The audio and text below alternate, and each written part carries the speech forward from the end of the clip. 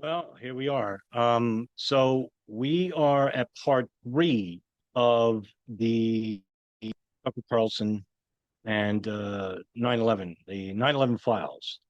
And I'm a little bit behind. I had a little trip I went on, and I didn't post really anything. I should have posted this about a couple of days ago, but I'm back, and let's get underway and see what they have to say. In fact, I have to share the computer sound first.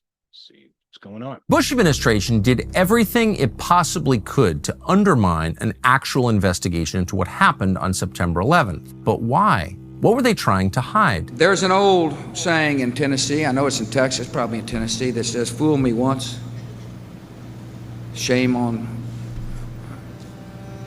you. If fool me, we can't get fooled again." Well, for one thing, the United States had incredible intelligence on bin Laden and his plans, precise intelligence, actionable intelligence. On August 6, 2001, President Bush received a presidential daily briefing. Its title, literally, Bin Laden Determined to Strike in U.S. It continued. Al-Qaeda members, including some who were U.S. citizens, have resided in or traveled to the U.S. for years, and the group apparently maintains a support structure that could aid attacks.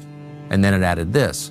FBI information indicates patterns of suspicious activity consistent with preparations for hijacking. Bin Laden was mentioned no fewer than 40 times in the president's daily intelligence briefing. CIA Director George Tenet said that in the summer of 2001, quote, the system was blinking red.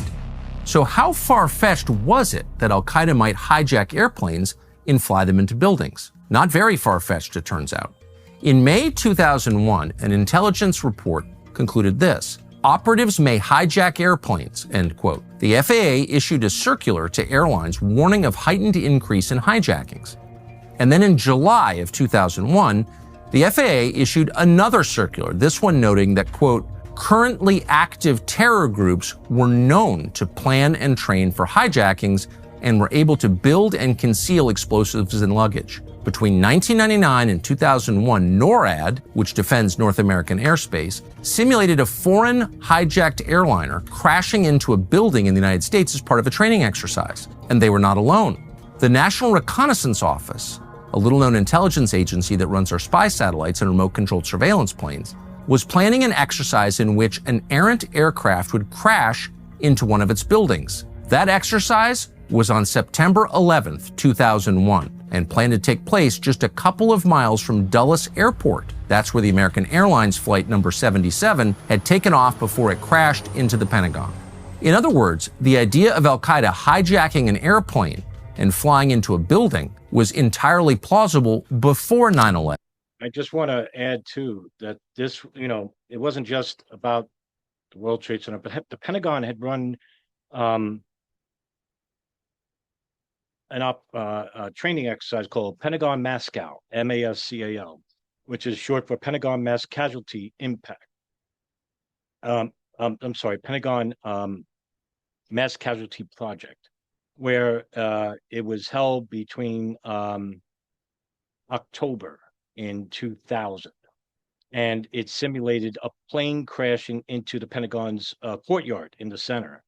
If there was an error. Now, it's pretty interesting to note that, this comes almost 11 months before the 9/11 attacks. It was no secret that, and this is the real conspiracy that's being hidden by the State Department, is that the threat to airlines, to the airline industry from fundamentalists was known.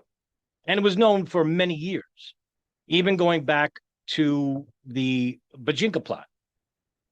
And, I want to play a video for you, right? And this is from the 9/11 Committee. I use this from time to time because it shows that there was indeed a threat to the airline industry as far back as 1995, okay? So this is from the 9/11 Commission. Here's Bob Kerry. He's going to be talking to Monty Belger from the FAA, acting assistant director. And he explains to him that the FAA had known about Arab fundamentalists that were going to hijack planes. But in this little discussion here, Kerry's like surprised at the fact that what made you think it was just going to be outside the United States? Because the FAA said in this Belger's defense that we had intelligence that showed that there were threats to the hijack to the airline industry outside the United States. And that came from, I happen to believe, the CIA, because the CIA told the FBI at Alex Station, specifically Michelle Ann Casey, to Mark Rossini, who talked about this in part one, that she told him, we think the next terrorist attack is in Southeast Asia. And the reason why she said this, because the CIA is in charge of anything outside the United States. When it comes to inside the United States, it's under federal law. Air piracy, hijacking, would be investigated by the Federal Bureau of Investigation, Department of Justice. But with the intelligence that they have, it's happening outside the United States. So that means intelligence involving bin Laden and al-Qaeda would only be shared if it was important enough with the FBI, the NSA, the DIA, and et cetera. So listen to what Kerry has to say. It's a very interesting discussion here. You're watching for something happening overseas. Let me deal into that a little bit. Bajinka happens in '95. FAA sent somebody over to Manila. Are you familiar with that? Are you familiar with the FAA sending a representative over to Manila? Yes. And what did they come back and say? What did that person report after going over to Manila and finding out that a member of al-Qaeda was going to hijack 12 American airplanes in a suicide fashion? I've got to get both words in here because you all say, geez, I didn't think they could commit suicide. There were 10 attacks by al-Qaeda against the United States from 1992 to 2001, and 9 of them were suicide. We knew by then that bin Laden was going to come after the United States. So what did the guy report when he came back in 1995? What did he tell you? And what was your response to it? Well, my recollection, and I do not have specific recollection of what was said, but my general recollection was that the threat at that time, and continued up through September 11, was really directed outside the borders of the United States. Yeah. In 1998, after the East African Embassy bombing, Mr. Belger, it was in the newspaper that the United States of America federal government arrested 2 suspects that were in the United States. One in California, one in Texas. Why? Now, those 2 people happen to be Ali Muhammad in California and Wadi al-Hajj in Texas. Wadi al-Hajj was a resident of the United States. He had residency in Texas. He was married to a woman here in Texas. Ali Muhammad was married to a woman in San Francisco. And they were both linked to Dr. Ayman al-Zawahiri and Osama bin Laden. Now, I don't know if Ali Muhammad and Wadi al-Hajj took bayat, which is loyalty, an oath to al-Qaeda, which would make them formally al-Qaeda. But it just so happens that both were involved with the 1990 East Africa bombings and the 93 World Trade Center attacks. Why would you reach that conclusion, that they were only going to attack outside the United States? The conclusion I reached, sir, was based on the intelligence information that was given to me. I mean, I can't be any more... I'm talking about stuff that's clear. reported in the newspaper. That doesn't come from CIA. That's right out of the darn newspaper. Hopefully, I don't know, sir. I don't remember reading that. You're in personally. luck. My time has expired. Now, that's not Belgium's fault necessarily, okay? This is going by the intelligence given to the FAA. And if it's only intelligence that, they think it's happening outside the United States, there's another big problem for the CIA. CIA knew about threats to airliners to the United States, inside the United States, as far back as 96, when the investigation to Bajinka happened. They arrested Ramzi Youssef. They arrested Abdul Hakim Murad, Wali Khan Amin Shah, and others involved with the Bajinka plot. Khalid Sheikh Mohammed got his idea from the Bajinka plot. He was involved in that. That's the uncle to Ramzi Youssef. I mean, there's a link here. All right, there's a threat to the airline industry that goes 5 years before 9/11. I'm surprised Tucker Carlson didn't talk about that. But, there's a lot to discover that he probably doesn't know, and I can't blame him. He's time's limited. But if he's listening to certain people like Richard Gage, he's not going to be talking about this stuff because Richard Gage doesn't know shit. But I'm sure he has staffers that look into this stuff, and, But yeah, that's the issue. The airline industry knew about threats to the airliners by Arab fundamentalists. And did they, by the way, did they have stricter screening measures? Did they have, you know, more secured cockpit doors, more secure priorities when it comes to the cabin key? No, none of that. None of that. 5 years before 9/11. Officials knew it could happen, and there were other signs as well. During the presidential transition in 2000 and 2001, 9 months before 9/11, Bill Clinton told President Bush, "I think by far your greatest threat is bin Laden and al-Qaeda." In January of 2001, Philip Zelikow, the future executive director of the 9/11 Commission, attended a briefing in which Condoleezza Rice, the future national security advisor, was warned by Sandy Berger, that would be Bill Clinton's outgoing national security advisor, that, quote, "The biggest national security threat facing this country is al-Qaeda." On July 10th, 2001, the CIA director George Tenet and his counterterrorism deputy J. Cofer Black were so alarmed by intelligence pointing to an impending attack by al-Qaeda that they demanded an emergency meeting at the White House with Condoleezza Rice and her Security Council staff. The only reason why that happened, by the way, the only reason why that happened was because the FBI tasked to Alex Station, one of them being Margaret Gillespie, had been tasked by the deputy director of the CIA's Alex Station, Tom Wilshire, to investigate connections between Khalid al-Mihdhar and the USS Cole. And they found a connection. And that led to them revealing Khalid al-Mihdhar and Nawaf al-Hazmi's name. And the FBI was not told of this. But all of a sudden, the FBI found out, and then the CIA is trying to cover its tracks, saying, and this happened in late August, by the way, another meeting in late August. I think it was August 23rd, August 26th, where Richard Blee, the chief of station of Alex Station, and Cofer Black told members of the Principals Committee, which is the leading experts of the leading agencies, directors of the FBI, the NSA, the CIA, the Pentagon, the Secretary of State, the National Security Advisor, are all talking about the current threat matrix to the national security of the United States.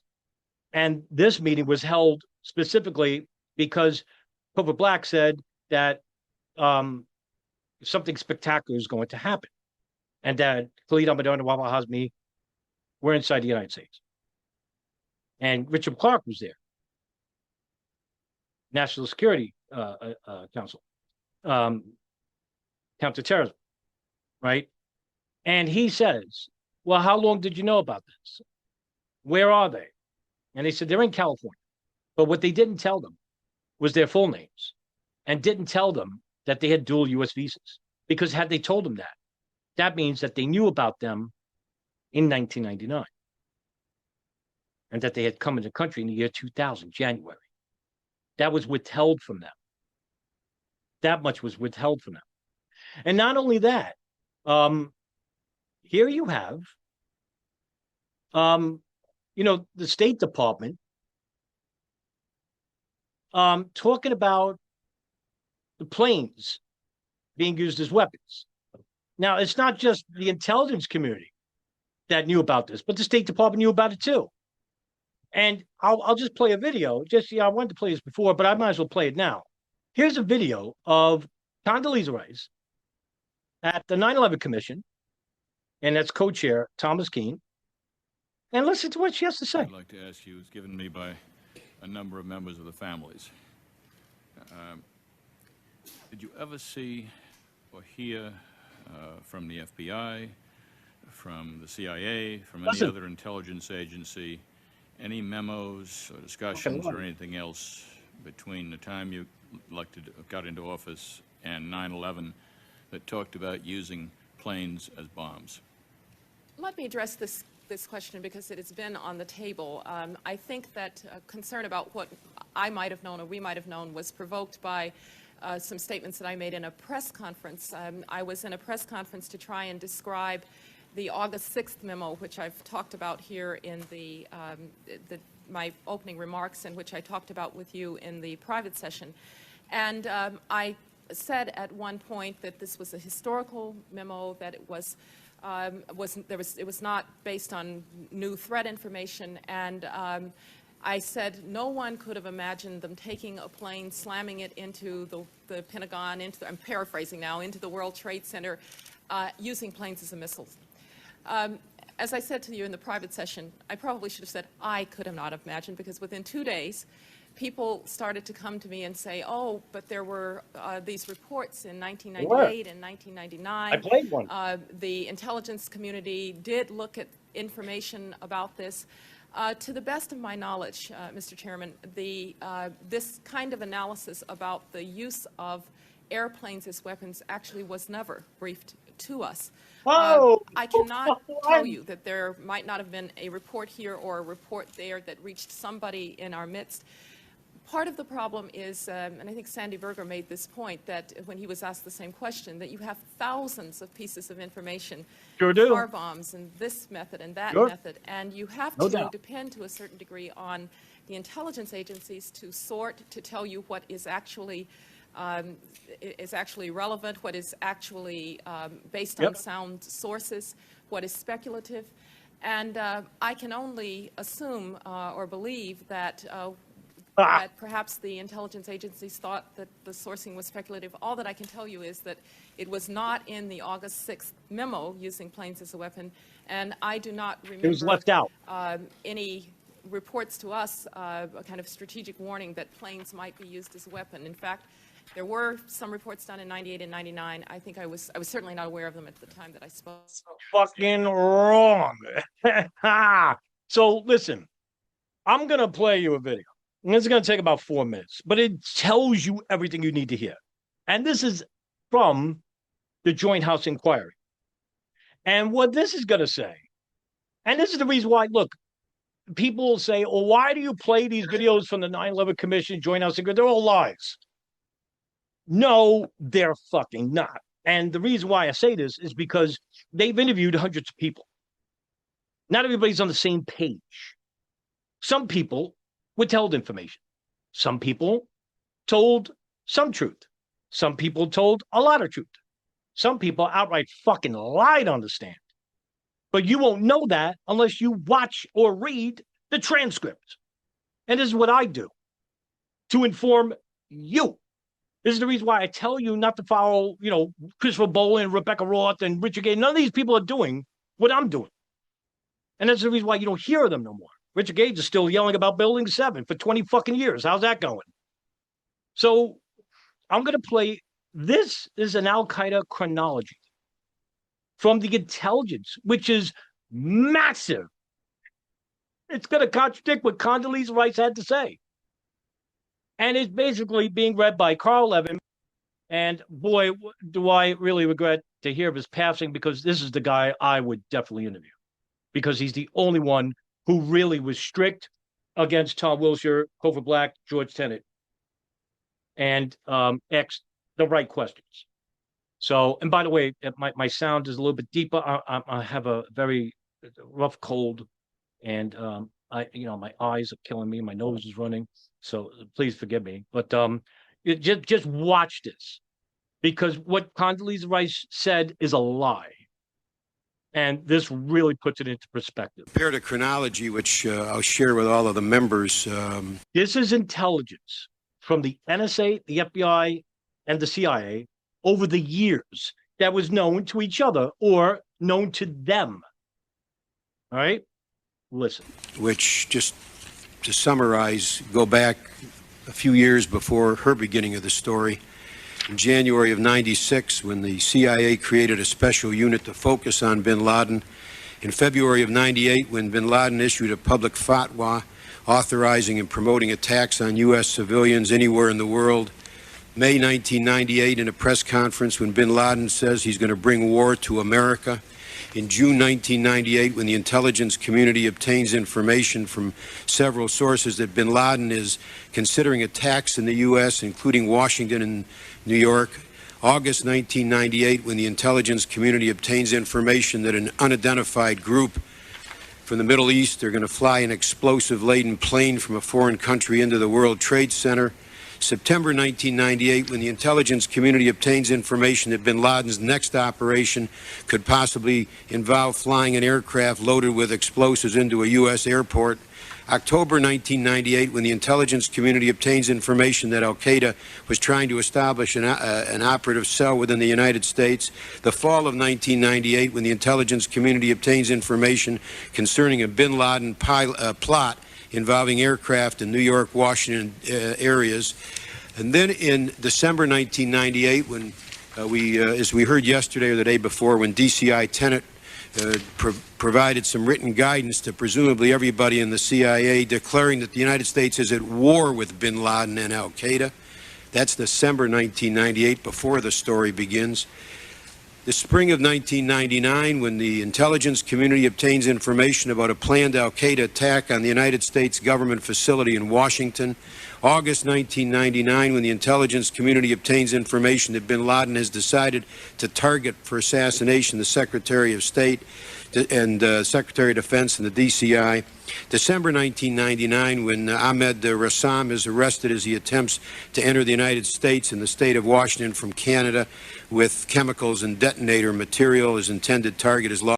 By the way, the intelligence in the bin Laden determined to strike inside the United States came from Ahmed Rassam, the Millennium Plot, which involved an attack on LAX, Los Angeles International, Jewish neighborhoods in Lebanon, and a Jordanian attack by future founder of the Islamic State in Iraq, Abu Musab al-Zarqawi, who has a connection, whose mentor is Mohammed al-Makdisi, one of the dangerous men on the planet that nobody ever talks about. Los Angeles Airport, December 1999, when the DCI communication to CIA employees warns of mounting threat of al-Qaeda attack to U.S. interests abroad and in the United States, urging them to do whatever is necessary to disrupt bin Laden's plans. That's the background. Okay, and that's just to 90, from 96 to 99, okay? So, you know, here you have it, right?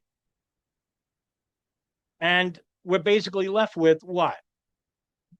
Oh, we didn't have enough intelligence.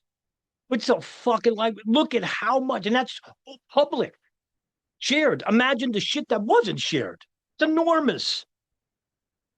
It's fucking enormous, right? I can only imagine the shit that wasn't shared, right? Let's get back to it. It's fucking frustrating. In fact, on the morning of the attacks, Director of Central Intelligence Tenet told a U.S. Senator, quote, "I wonder if it has anything to do with this guy taking pilot training." And of course it did. By any measure, including according to the heavily biased commission report, George W. Bush, and particularly Condoleezza Rice, had ample warning that al-Qaeda was plotting an attack. And by all accounts, the U.S. intel agencies were fully aware the hijackers were in the United States, and in fact, had helped at least two of them get to the United States. U.S. intelligence was so strong at the time, on the morning of the attacks, the majority of the hijackers were flagged at the airport for additional screening. The question is, how did they wind up on the watch list in the first place? The report never tells us. Well, my name is Mike Scheuer. I worked at the CIA for 22 years. And from 1995 until 1999, I was chief of the Osama bin Laden unit. Now, I am one of the few people to have interviewed, along with Richard Cox, to have interviewed Michael Scheuer regarding just 9/11. I think I'm like one of maybe two people, strictly on 9/11. I couldn't believe he came on, but maybe it was because I interviewed FBI whistleblowers, and he wanted to say that the FBI was not as innocent as people make it out to be, that they stole information from Alex Station. And needless to say, I'm not denying that, but you can't just sit there and say we're the victims in all this. You withheld information, not you intentionally, Scheuer. You may not want him to share, but Blee certainly did, the man who replaced you. And Scheuer, I give Scheuer credit. at least he's one of the only people to actually say, we got to kill this guy, bin Laden, in the mid 90s, and thought of multiple plots to try and kill him. And either the Pentagon or the State Department didn't want to pull the trigger because at the time, drone strikes were considered really new and unreliable. And the Pentagon said, we're not an assassination team. And the State Department said, basically, why don't we just drop, U.S. Special Forces soldier in the middle of Afghanistan and kidnap bin Laden in the middle of the night while he's being surrounded by hundreds of fucking Taliban fighters. It's just ridiculous. By the way, Bill Clinton actually proposed that in a principals meeting. And I think it was Hugh Shelton, General Hugh Shelton, that basically just walked out and said, this fucking guy's living in Hollywood. Doesn't work like that. Right? So, yeah, Scheuer is a very interesting individual at that. I would say it was 1983 to 1992. I worked on Afghanistan. I worked on the war against the Soviets in Afghanistan. Bin Laden was a popular name during the war against the Soviets. We knew he was fighting in Afghanistan with the Mujahideen. He was the poster boy for jihad in Saudi Arabia, so he was well known throughout the Arab world. Osama bin Laden was born in 1957 in Riyadh, Saudi Arabia, into a well-connected and wealthy family. He was one of 50 siblings. His father built a multi-billion-dollar construction business reconstructing, among other things, the cities of Mecca and Medina. In 1979, Osama bin Laden moved to Afghanistan to fight the Soviet invasion there. After the war, he returned to Saudi Arabia, but he was eventually exiled to Sudan because he was openly critical of the Saudi government's. Let's talk about that for a minute. By the way, he's not a Saudi. He's actually Yemeni. His mother's from Yemen. The father is Mohammed bin Al Saud and is the founder of the construction magnate, the Saudi bin Laden family, who later on would have connections with the Bush family. To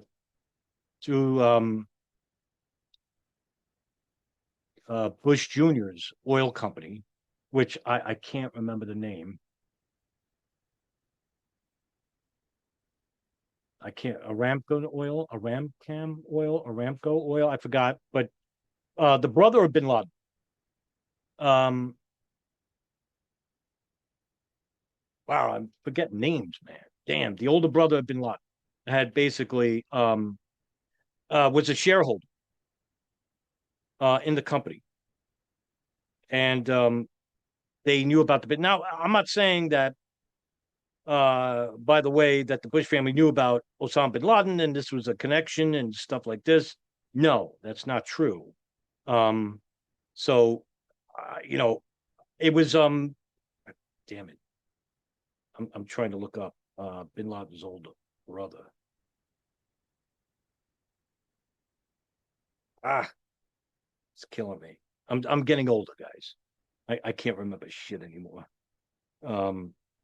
By the way, this is a really concern of mine. Like, I'm forgetting like names and dates and shit, and I better think of a new hobby because I don't think I'll be a Salim bin Laden. I had to look. I'm sorry. Salim bin Laden, who, by the way, incidentally enough, here's another strange anomaly. Get ready for this. Osama bin Laden's father, Mohammed bin Laden, died in a plane crash, actually a helicopter. And he was surveying a new field in Saudi Arabia, and he died. There's a small prop plane. I think it was a private plane or a helicopter, one of those. No, it was a small plane. It was a small plane. Crashed. He died. His brother, Salim bin Laden, died in a helicopter crash in Texas. Yes. Correlation, maybe. I listen. I don't know. Did he get the idea of the hijacking planes from Khalid Sheikh Mohammed, or did this come into play? I don't. What do I know, right? I just wanted to share that with you. Isn't that nuts, right? So yeah, all right. So they had dealings with the Bin Laden family for years, through the oil company at Bush Jr. and it failed anyway. But that was the issue. I'm pretty sure Nelson, who usually corrects me when I forget something or don't know something, he'll mention it in the comments. Actually, I don't remember the name of the oil company at Bush Jr. Standard Oil? Standard Oil. Close ties to the United States. In 1996, he returned to Afghanistan and declared war on the U.S. In 1996, bin Laden announced what he said was his declaration of war. Okay, I'm sorry to stop it again. Listen, the reason why he got exiled to to Sudan, was the following. That he had, when Iraq invaded Kuwait, Saudi Arabia thought they were next. So they held a meeting with the General Intelligence Directorate director, Prince Turki Al Faisal, and the other princes in the kingdom, called the Sudari Seven. The Sudari Seven are 7 sons, the original sons of the founder of Saudi Arabia, Saud bin Laden, right? So here you have it. They're all meeting, and then bin Laden is actually invited. And he proposes that he use the Mujahideen fighters who ousted the Soviets to fight and defend Saudi Arabia, which they thought he was ludicrous. And he was right, because the Ba'athist army was a formidable fucking army, right? They would have crushed the Mujahideen. They weren't a fucking pusher. They needed a big military. They needed the U.S. And because they're partners of the U.S. in oil, for oil contracts, shared at a low percentage per gallon, they said, hey, can you basically, and to keep this relationship on good footing, the United States said yes. But they went to Mecca and Medina, the holiest sites in all of Islam. And this was an affront. Here's the kuffar, friendly with the Yahud, which is Arabic for Israel. And they basically desecrate, the holiest sites in all of Islam. Now, whether the United States knew this or not and wanted to antagonize, I don't know. But it seems to me that bin Laden took affront to this. And to appease him, they said, listen, we're going to put you under house arrest, freeze your assets. But if you want your assets back, you want your passport back, right? You have to go to another country. You can't stay here. So he went to the Sudan. And from there, he took the fighters from a base called Al-Masada, which is Arabic for the lion's den, which was a base just for Arabs, which was unheard of in the Afghan war, because the Afghans dominated the fighting force. Arabs made up about less than 10%. But bin Laden was allowed to build a training camp under the authority of Abdul Rasul Sayyad, one of the leaders of the Afghan Mujahideen, and a very powerful warlord.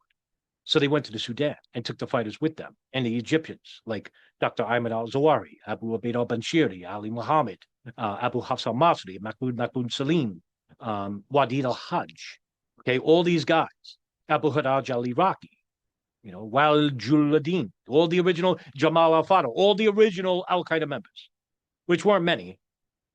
And they went to the Sudan and they built the infrastructure there, spent millions of dollars, built training camps there, and got bigger. Recruited there and got bigger. They were allowed to be big. And the CIA knew this.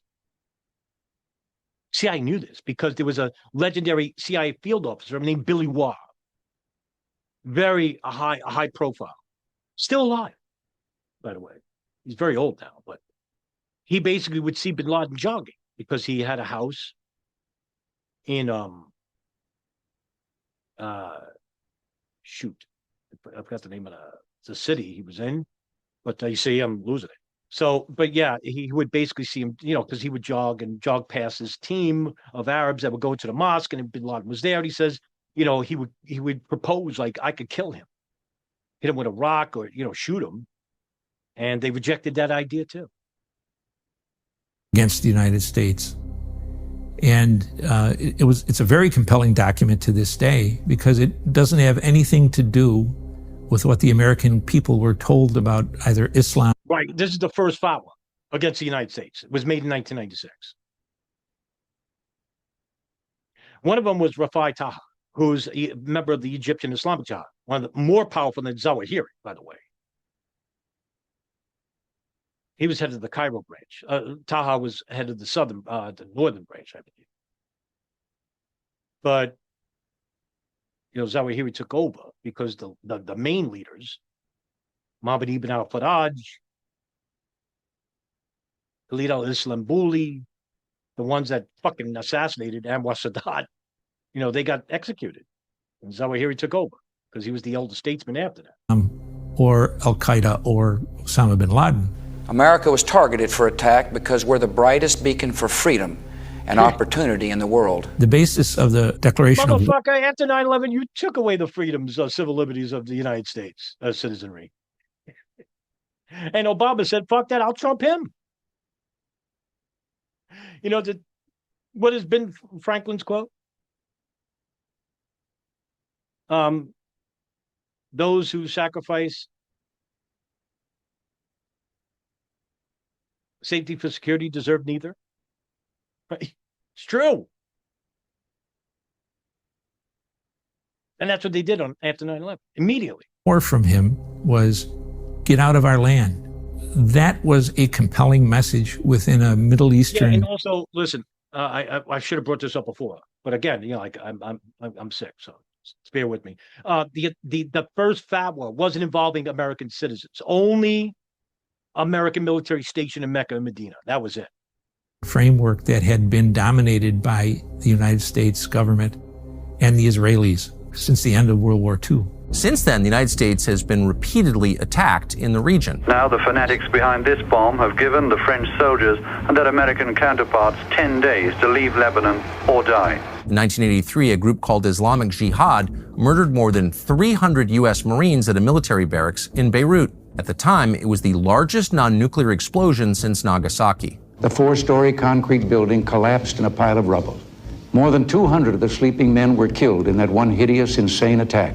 In 1993, a Pakistani national called Ramzi Youssef bombed the World Trade Center in Lower Manhattan. The key question now, was this a one-off attack or the start of a campaign of bombing? By 1993 was the king of 93, Nelson Martins, DJ Thermal Detonator. He's the best.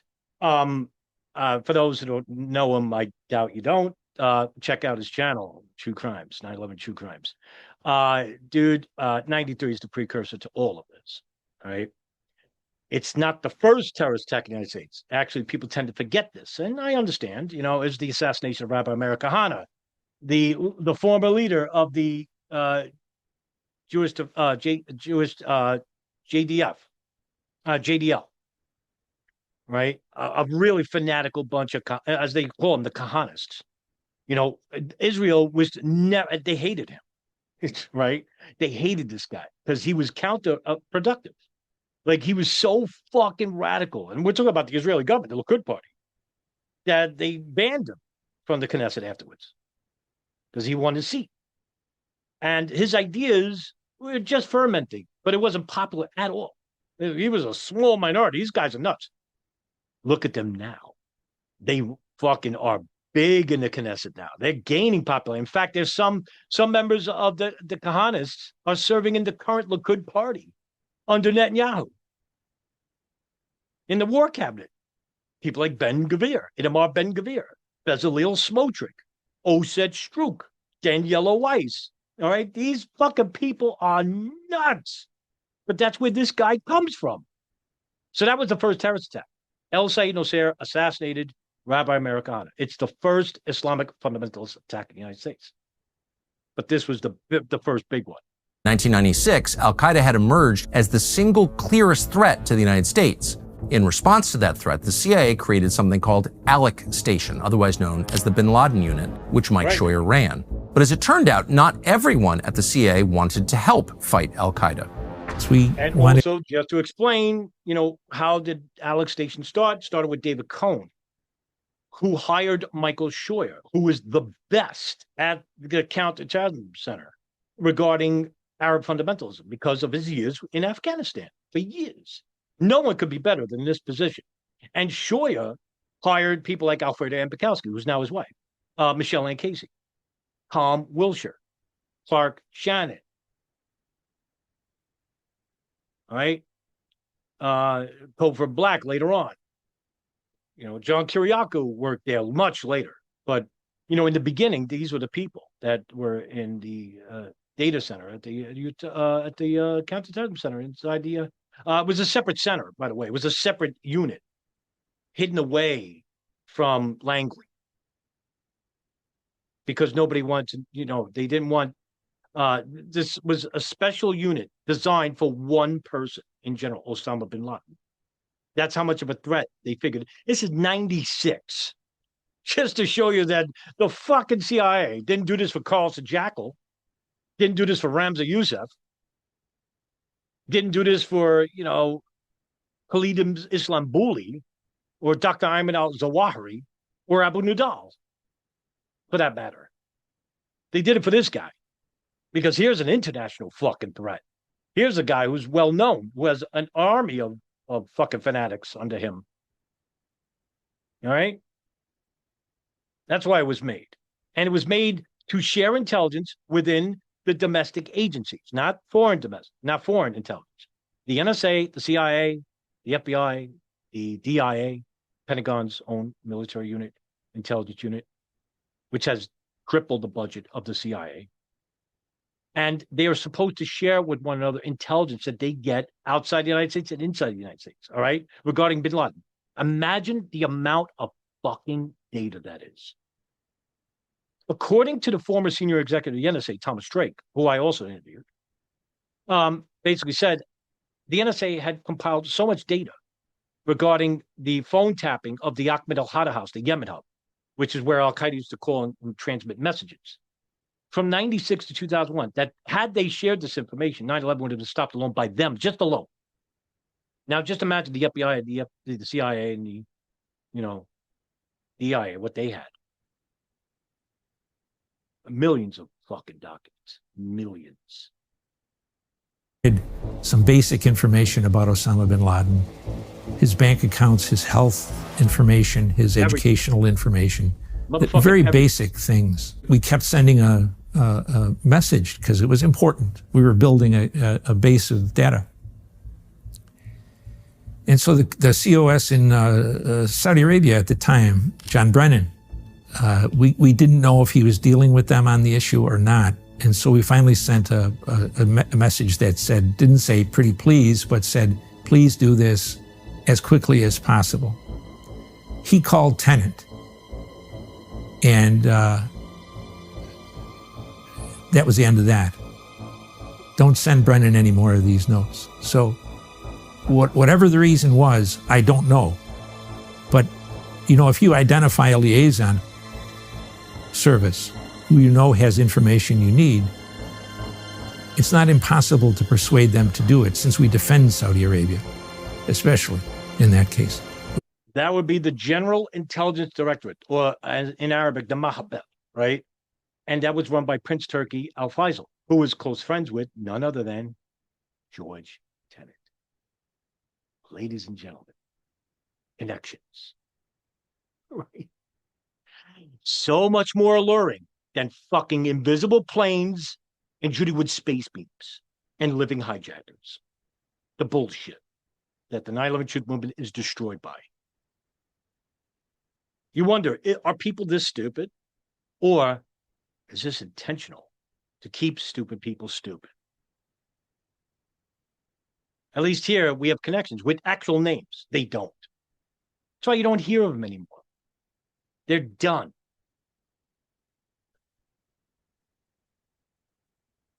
No sound, huh? God damn it. All right, I'll have to play this again. Sorry about that. Don't know what happened to me, but I stopped it too many times. That's the thing. It might have. But yeah, but there you have it. You look, there's a lot to deal with there, right? I don't know what else to say. In other words, like, what else to make this more alluring? What else is there to make this more, interesting for you? I don't know. But is this not enough? Is this not enough for you? Sorry about that. It just my audio cut out. So here we go. Especially in that case. We were told not to send any more cables on that issue to Riyadh. Just because I was the chief of operations on Osama bin Laden didn't mean there wasn't somebody else working on the same issue in an opposite direction.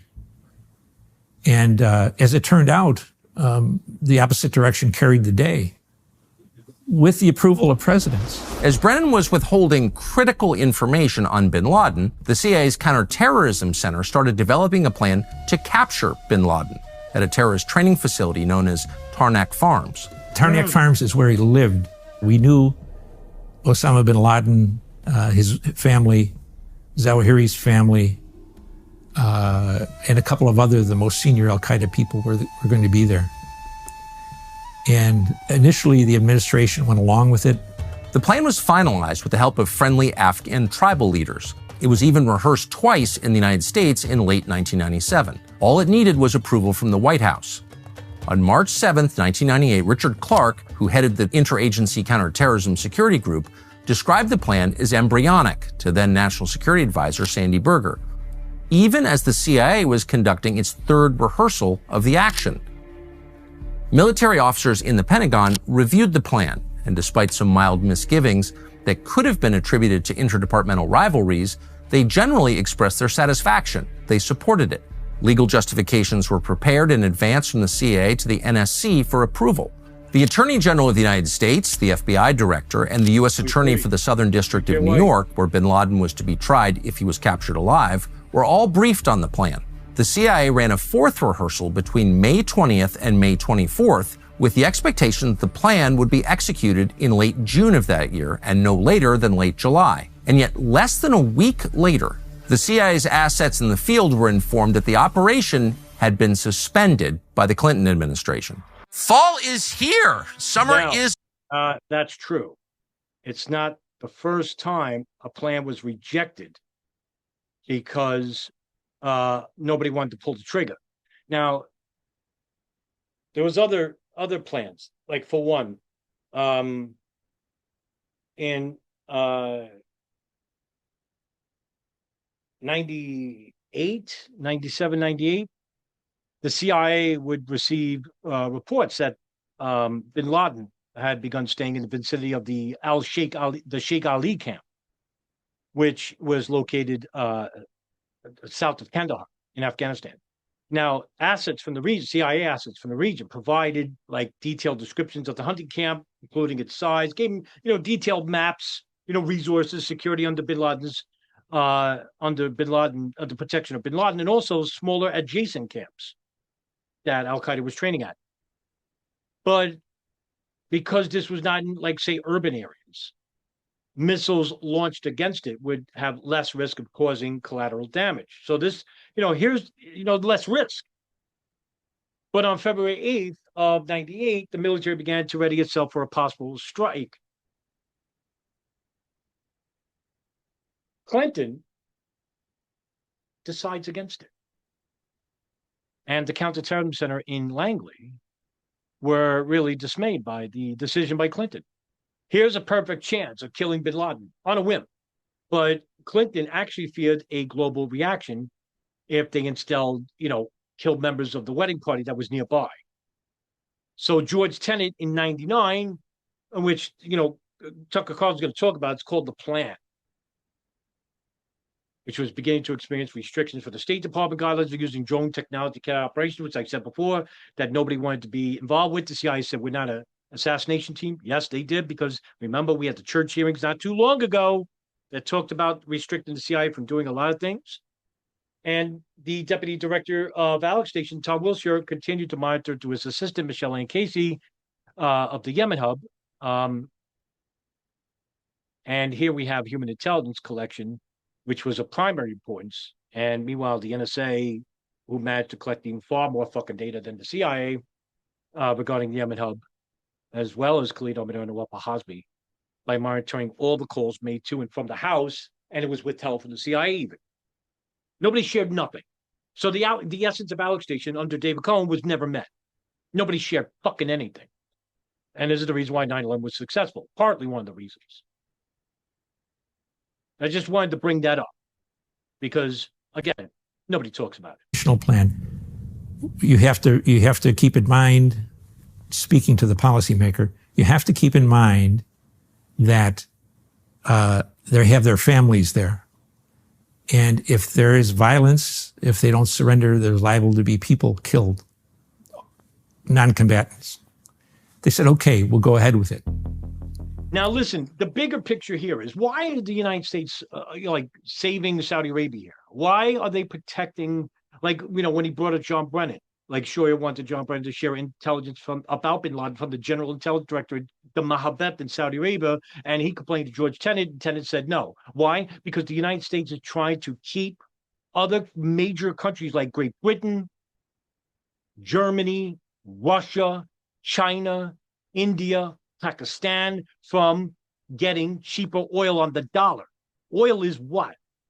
Where is oil most used in? Military. The military expends and purchases more oil than all the oil companies on earth. War. And so if Saudi Arabia basically said, you know what, United States, we're going to really put the pressure on you, and we're going to be selling oil on the dollar to Great Britain. Fucking power move. A major power move. And by the way, who buys more military weapons, grade military weapons on the face of the earth than anybody? By far, Saudi Arabia. That's who. And you wonder where those weapons go. Where are they going? Some to the country's military, which isn't much. Some on the fucking black market by the thousands of princesses who some of them have sympathies with who? Bin Laden and Islamic fundamentalist groups. And you wonder why. Why the fuck are we friends with this fucking ghoulish country? This is the bigger picture. So we want to be on good relations with Saudi Arabia. That means we'll withhold, one of the reasons why we're withholding 9/11 files from the victims' families from suing Saudi Arabia is because we want to keep them as, we want the cheapest barrel of oil. We want to buy billions of dollars worth of billions in weapons.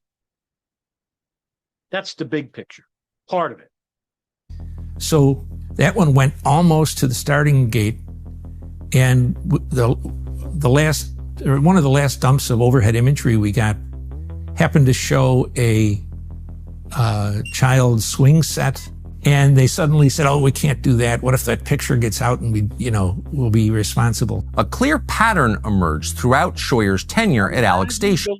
Chris, this is banality at its highest form. Imagine them caring about a child getting killed on a fucking swing set. Meanwhile, they killed 500,000 women and children in the first Iraq War in 1990 through the Oil for Food program. Sanctions that killed the sick, the young, who can't defend for themselves.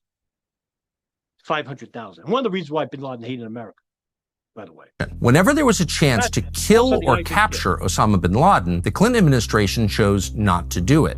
We had an operation that was planned to kidnap bin Laden within Afghanistan. The plan was supposed to unfold just days before al-Qaeda bombed the American embassies in Kenya and Tanzania. It was a plan that required getting him out of the country and then taking him to another country.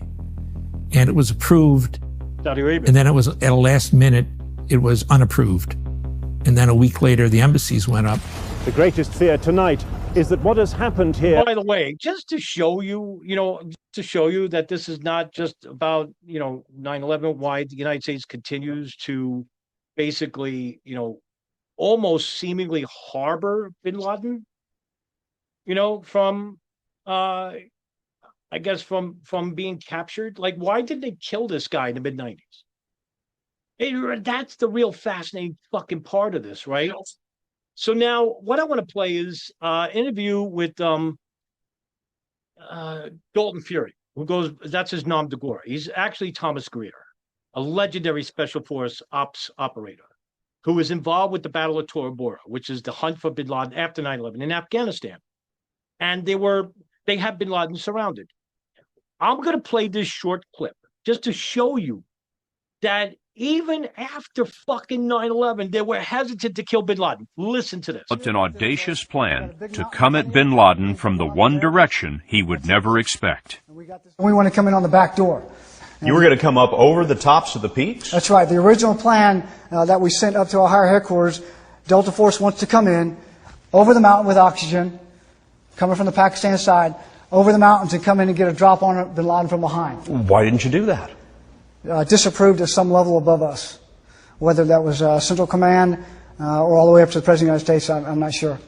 The next option Delta wanted to employ was to drop hundreds of landmines in the mountain passes that led to Pakistan, bin Laden's escape route. First guy blows his leg off, everybody else stops.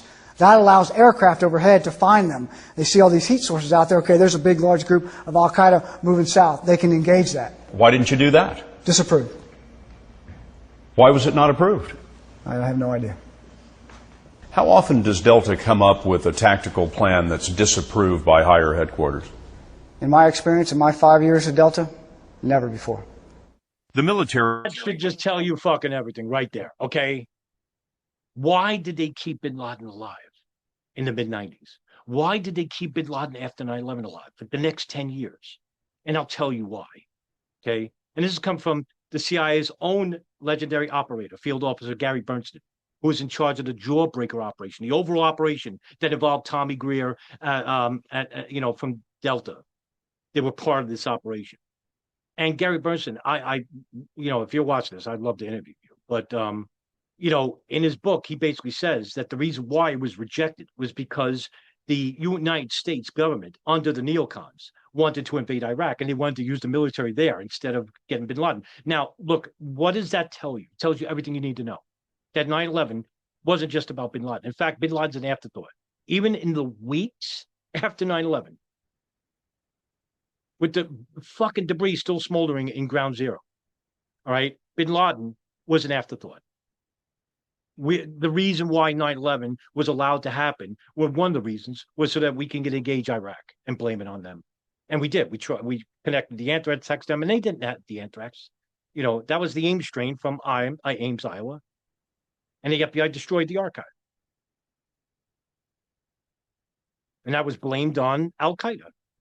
We tortured an individual named Ibn Sheikh al-Libi in Egypt. This is before the CIA had authorization to do all the fucking crazy torture programs.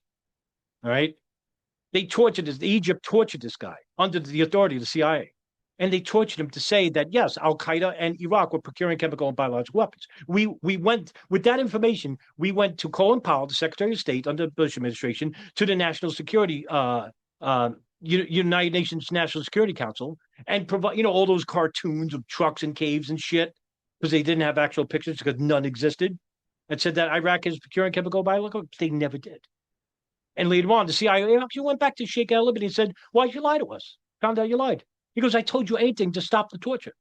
What happened to him? Weeks later, he was found dead in a cell. Of course, can't interview dead fucking men, right? And that's one of the reasons. You see how much of a bigger picture this is? It's great, right? A lot of conspiracy here. Fuck a hell of a lot. But you can't do shit when you don't have hijackers and hijack planes. All right? This is the reason why I'm so critical of the 9/11 truth movement. They're just so stupid to believe these things. I have history. I have the documented public history to connect the dots and show you that there's even a bigger conspiracy than you could ever fucking imagine. All right? But you just don't want to talk about it because it's a grown-up thing. Will herald some alarming new phase in international terrorism. About 4 o'clock in the morning, George Tenet, who was the DCI at the time, calls my office number, and I pick it up and said, yep, Scheuer. I said, yeah. And somebody else put him on, and he said, can we revive that program? The president wants to know if we can revive the program on the capture operation. By Tenet's words, realized they missed an opportunity perhaps to stop the operation. But that got to be a habit throughout the rest of my career there. Less than 2 weeks after the attacks, Clinton launched... I must give Scheuer credit. At least he was aggressive to bin Laden because he knew they were a threat. He knew. He fucking knew. And you wonder why he was replaced at Alex Station. Because he was very insular to the CIA's management, 7th floor. 7th floor meaning management, CIA management. That's what they called it, 7th floor. Because he really defied authorities up there. I guess because there's a distinct difference between field officers. There's 2 types of officers in the CIA. They're not agents. They're officers. You have an analyst and a field officer. And then you have management. You have chiefs. Every city in the world has a space station, a CIA chief of station, COS, right? Everywhere in the world. So field officers go in the field, collect human intelligence, signals intelligence. It goes to the analysts who disseminate the information to management, to the COS. That's how it works. Cruise missiles at targets he said were associated with bin Laden. Today, I ordered our armed forces to strike at terrorist-related facilities in Afghanistan and Sudan. Our mission was clear: to strike at the network of radical groups affiliated with and funded by Osama bin Laden.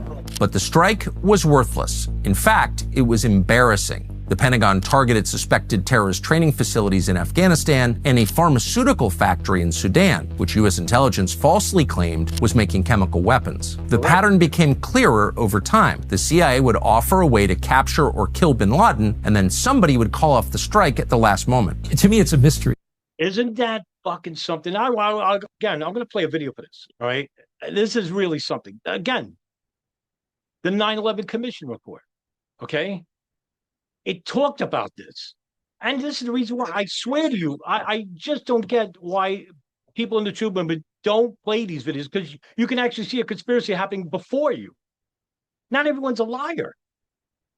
But listen to what he had to say. Look at this. Watch this video. Let me ask both of you. It's Joint House inquiry. Sorry, Joint House. Call 11 again.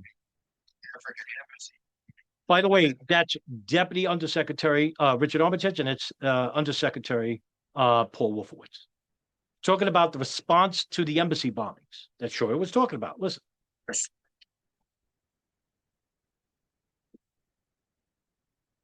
Your understanding that bin Laden was an intended with you supposed to be.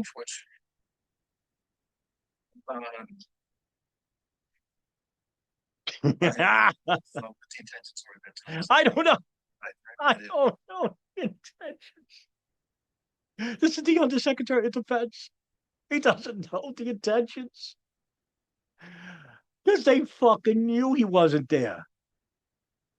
He's in Afghanistan. He's not there. Why did they attack it? That he was, but that it was considered I'll tell you why they did it. Is to say that, hey, we're tough. We'll show you. They didn't want to tell you that they're not, because if they didn't attack, you'd be like, what the fuck? Every country's going to attack us now. We don't respond. Great. All right. Yeah, of course, officer. In any event, God. sure that was kind of a war with Al Qaeda. I would say, gentlemen, that we were probably at war with Al Qaeda in war on us, in effect, possibly earlier. One of the things we have here is we're not dealing with a traditional enemy. True. Being at war, being at peace, and being at war, but sure, pretty chilling. So, according to the State Department, they don't know what the intentions were. Meanwhile, the intentions were to retaliate against bin Laden and Al Qaeda for the embassy attacks, and here they are, telling you that, we don't know what the intentions were. To me, going after Osama bin Laden was hard work, but it could have been accomplished by 97. And then from 97 till I left in 99, there were 10 more opportunities. And none of them were taken advantage of. Kill, capture, whatever the government wanted to do. And the chances kept coming. In May of 1999, U.S. intelligence services had a credible lead that bin Laden was at his compound near Kandahar, Afghanistan. Officials in both the U.S. military and the CIA agreed this was the best opportunity they could hope for to kill bin Laden. They had at least 3 opportunities to strike, but they never did. Somebody got wet feet. Scheuer was removed from his role running Alex Station in 1999. He was replaced with a figure called Richard Blee, who barely comes up in the 9/11 Commission report. On October 12, 2000, the failure... A little background on that. Richard Blee's father was a legendary chief of station in Algeria. Legendary officer. His picture's on the wall, like. And that's how Richard Blee really became a figure. To act in bin Laden caught up to the agency and with our country when the USS Cole, a destroyer anchored in Aden, Yemen, was attacked by a suicide bomber. Killed 17 soldiers on the USS Cole. 17 American servicemen died, but this time the government didn't strike anyone or anything in retaliation. The official reason given by the report for the lack of action was that the administration lacked definitive proof that al-Qaeda was responsible for the terror attack. We knew right away it was Osama bin Laden. And then I hear Clinton on the radio or on the television saying, well, my experts, my team, my intelligence community says we can't be sure if it's Osama bin Laden or not, or al-Qaeda or not. And we just stood there and said, no, what is he talking about? In this case, the 9/11 Commission offers excuses for Clinton, citing an absurd blame game with Clinton administration officials who claimed they were waiting for the legal go-ahead from the CIA and the FBI. But at the same time, then CIA Director George Tenet is reported to have said that he was surprised to hear the White House was awaiting a conclusion from him on responsibility for the Cole attack. Everyone already knew who did it. My impression over the course of my career, after over 22 years, is that the first thing the seventh floor ever considered when you brought them an operation to approve was, what if we fail, and how will we get roasted by the media? Now, they're talking about that in terms of like, we'll lose face in public opinion. Now, what I'm going to do is play from the 9/11 Commission about why there was no real response to the attack on the USS Cole. Right? This is Slade Gordon. Reasons for no specific response to the Cole. One, that you were still uncertain about who was responsible to it.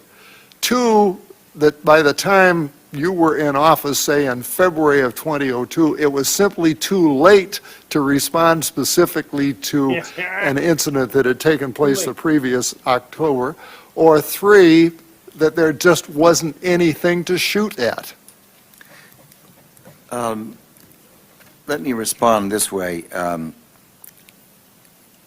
First of all, it was 7.5 months. Someone earlier specified that it was all year, which is not really the case. It was 7.5 months between the day the president was sworn in and the day of September 11th. 7 3/4 months for the sake of precision. You say nothing was done. A great deal was done. The Cole Commission did a good job. They made a whole series of recommendations, and the Department of Defense implemented those recommendations. In my view, that is not nothing. You're right. As the time passed, two things were happening. Time was passing since the event of the Cole attack, where 17 Americans and military personnel were killed.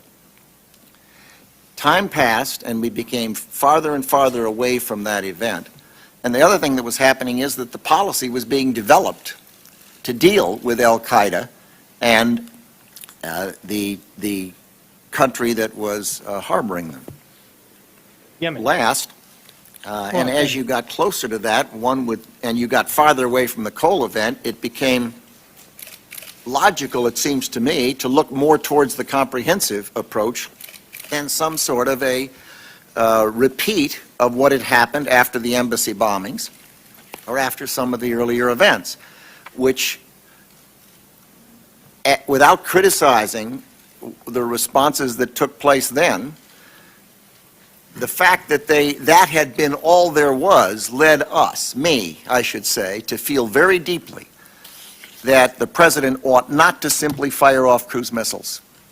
That in the event he was going to make a response, he had to put people on the ground, he had to put people at risk, he had to show a seriousness of purpose, or the administration would be seen as a continuum from the lobbing cruise missiles after an attack with relatively modest effect. What a fucking liar. Now, let me explain further. The FBI investigated the matter because it involved with the U.S. military, an attack on the U.S. military, right? So when John O'Neill went there, under the direction of the FBI's director, Louis Freeh, he basically said that he was met with resistance. Now, Ali Soufan, who was with him, the only Arab speaker in the FBI at the time, said that they got little to no help from the Yemeni officials there. Now, at the same time, The U.S. ambassador to Yemen was Barbara Boudin, who hated John O'Neill because he's, this guy, he wanted too much. He wanted to interfere with, and she called Director Free and his superior, I think Gonzalez or Rodriguez or something like that, and basically pulled John O'Neill off. But Soufan and the rest of the team were to stay. I interviewed one of those agents, Ray Holcomb, who was involved with the Yemen investigation of the coal bomb. And they got information, but they didn't get much help. Like they couldn't interview people, without Yemeni authorities there and all this, and basically weren't allowed. And the U.S. State Department gave them no help. The FBI, none, no help whatsoever. And it makes you wonder why. Why is that? Was Al Qaeda ever a priority under the Bush administration? And I can tell you right now, it wasn't. It wasn't at all. And it wasn't even a priority even to the Attorney General, John Ashcroft. And again, I will defer to you to the 9/11 Commission. Again, here you have Tim Romer asking the Attorney General, John Ashcroft, why Al Qaeda was never a priority. Listen. And what were the Attorney General's priorities with respect Tom to Pickett and Copa Black? Terrorism? Was it a top-tier priority for the Attorney General? It was a top tier for the FBI. The Attorney General on May 10th issued budget guidance for us, and I did not see that as a top item on his agenda. So they, right there should tell you everything. Here's the acting director of the FBI, Tom Pickett, okay? And he's basically saying that John Ashcroft was giving funding, right? Helping give funding to the FBI, and Al Qaeda was not a top priority. Not at all. How did you take that to the Attorney General, that you were concerned that that was not a top item for him? And is this the $58 million that you're concerned about? No, that was later. This was the budget guidance that came out on May 10th. During the summer of 2001, the FBI submitted what I believe was our 2003 budget proposal. That proposal came back, and the additional funds that we were looking for on counterterrorism were denied. I spoke to the Attorney General briefly and asked him if I could appeal it, and he told me yes, I could, put it in writing. I had our finance and counterterrorism people put together an appeal of that decision, and then on September 12th, I read the denial of that appeal from the Attorney General. So even with the intelligence in 2001, which was at an all-time high about Al-Qaeda threat to the United States, they still didn't believe Al-Qaeda was a priority. The State Department didn't. And when Bush got into office, the top priorities were North Korea and Russia. Al-Qaeda was not. And that's the reason why Richard Clarke was never invited to brief the president on Al-Qaeda, ever, at any point. And you wonder why the 9/11 attacks was successful, is because we have a bunch of incompetent and morally ill repute individuals who are heading our government and some intelligence services. It took Bill Clinton just 13 days to respond to the embassy bombings, but for some reason, a reason that has never been explained, he had no response at all to the attack on the USS Cole. Even more bizarre and telling is the Bush administration's explanation for why it didn't respond. It was most clearly articulated by the neocon number 2 at the Pentagon, Paul Wolfowitz. He described the Cole bombing as stale by the time Bush took office. It was just 5 months after the terror attacks. Wolfowitz wanted something bigger to respond to, and soon he got it. It was remarkable to watch this, especially after the man had declared war on us, reiterated it, said your time is coming. We hadn't had a friend like that in terms of divulging what their true mission was since General Giap. And we didn't listen to him, and look where it got us. And look where we are now. Not only 9/11, but we lost another war to the Afghans. If you want to understand why and how 9/11... Glad he brought this up. This is something I'm going to be talking about a lot more than 9/11 in the future. I'm currently in the days and weeks ahead. The growing threat of Al-Qaeda and the Taliban and Islamic fundamentalism in Afghanistan, which the United States is supporting through military aid to the Afghan government, who, by the way, is the Taliban. But not only that, the United States is currently supporting without, lifting sanctions on Hayat Tahrir al-Sham, which is Al-Qaeda in Syria. Abu Muhammad al-Jalani, Ahmed al-Shara. He could rename himself. His pig is still a pig. He's a terrorist. He was the leader of al-Nusra, Al-Qaeda in Syria. They now have countries.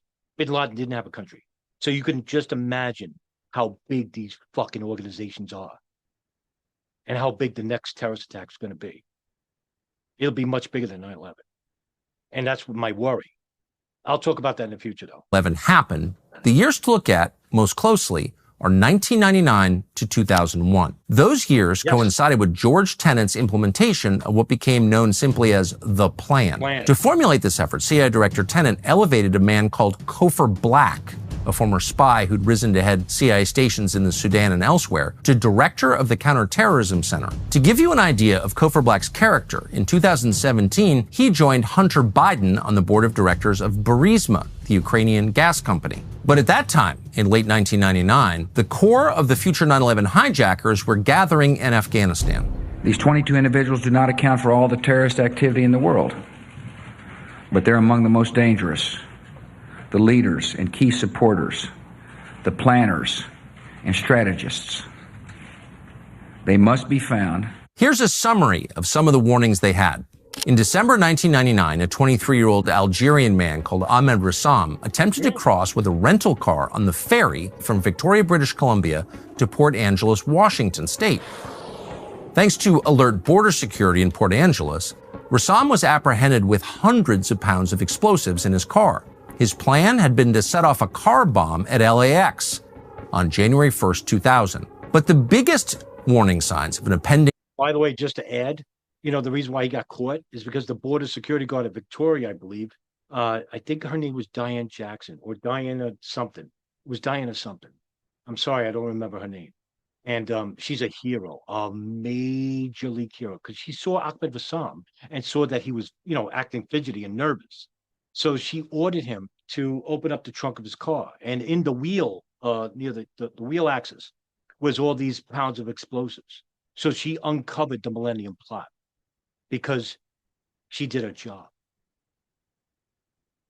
And no one ever talks about her. And I'm sorry, I don't remember her whole name. But she's a major league hero. And she saved probably hundreds of lives. Because he was going to bomb LAX airport. The attack in the United States came in the summer of 2001, just months or weeks before. On April 20th, 2001, a briefing to top Bush administration officials noted that bin Laden planned multiple operations. In May 2001, a report was distributed to Bush administration officials noting that bin Laden public profile may presage attack. On May 16, 2001, an intel report mentioned a phone call to an embassy that bin Laden's supporters were planning an attack inside the United States. On June 12th, a CIA report indicated that Khalid Sheikh Mohammed was recruiting people to travel to the U.S., possibly to aid in terror attacks. On June 22nd of that year, the CIA notified station chiefs about intelligence suggesting an al-Qaeda suicide bombing in the United States could be on the way. At about the same time, U.S. intelligence issued a terror advisory threat indicating a high probability of near-term spectacular terrorist attacks resulting in numerous casualties. On June 25th, George W. Bush's counterterrorism czar Richard Clarke told Condoleezza Rice that 6 intelligence reports showed al-Qaeda personnel warning of an impending terror attack. 3 days later, he told Rice that something very, very, very, very big was about to happen. On June 30th, top U.S. intel officials were warned bin Laden planning high-profile attacks of catastrophic proportion. In July, intelligence reports of an impending attack reached a fever pitch that led to the closure of U.S. embassies in the Middle East. None of this apparently got the attention of the White House. Now remember, I read you the al-Qaeda chronology under Carl Levin. That's separate from this. So you would think, wow, look at all these fucking intelligence reports about a specific group of people that wants to attack inside the United States, and no action was taken. They said, oh, we get all these reports all day long. No, you may get it from sporadic intel reports about different threats. Here you have a consistent pattern. Islamic fundamentalists under bin Laden wants to attack the U.S. airliners inside the United States, outside the United States. End of story. Deputy Secretary of Defense Paul Wolfowitz, the man who thought the Cole bombing was, quote, stale, questioned the reporting in a conversation with Bush's Deputy National Security Advisor. On July 12, 2001, acting FBI Director Thomas Pickard opened Attorney General John Ashcroft's intelligence briefing with the latest on the CIA warnings about an al-Qaeda attack. Ashcroft responded by saying, "I don't want you to ever talk to me about al-Qaeda, about these threats. I don't want to hear about al-Qaeda anymore."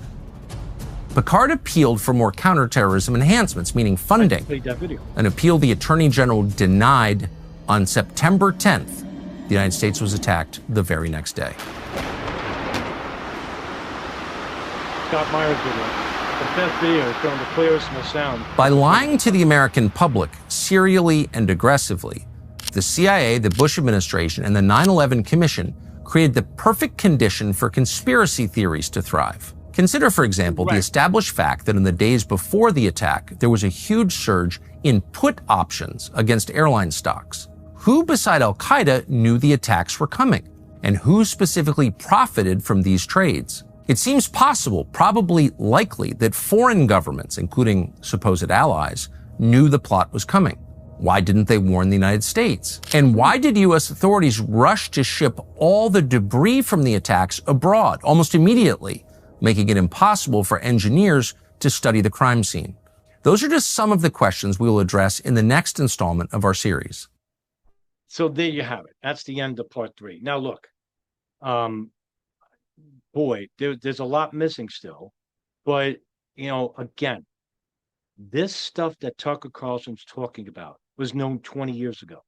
But because the 9/11 Truth Movement allowed for fanatics to come into their ranks and destroy the movement with these stupid conspiracies, most of you who are just coming across this information probably think this is a new revelation, and it's not. Now, like I said, there's a lot missing. We're not even mentioning Saudi Arabia and Israel, the intelligence units they had on the ground between the years 99 to 2001, that, as Tucker Carlson said. But I bet you he's not going to mention the Gerald Shea memorandum. Maybe he will. Operation Encore, the Canistrea document, he showed bits and pieces.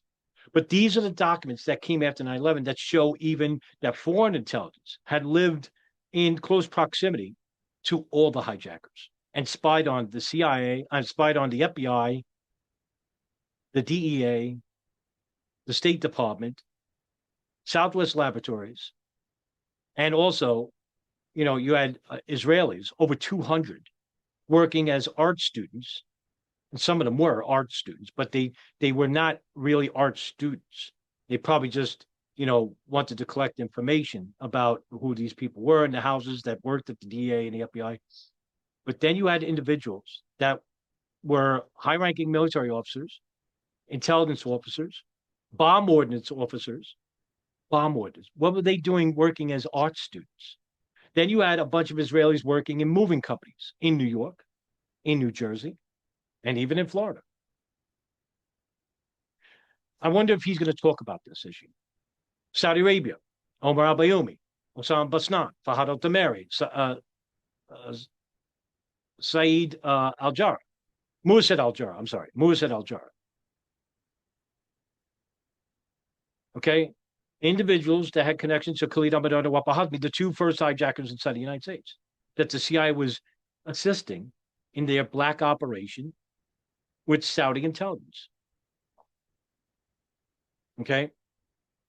I wonder if he's going to talk about this. He probably will to an extent, but if not, this is the reason why I do these videos. It's not a critique of Tucker Carlson. I don't have much to disagree with. In fact, probably 90%, he's been right on the money. But again, this is not new. Okay? I'm just here to fill the blanks that he's missing. And there's 2 more parts to this. And thank you very much for watching, and I'll see you in the next very, very soon.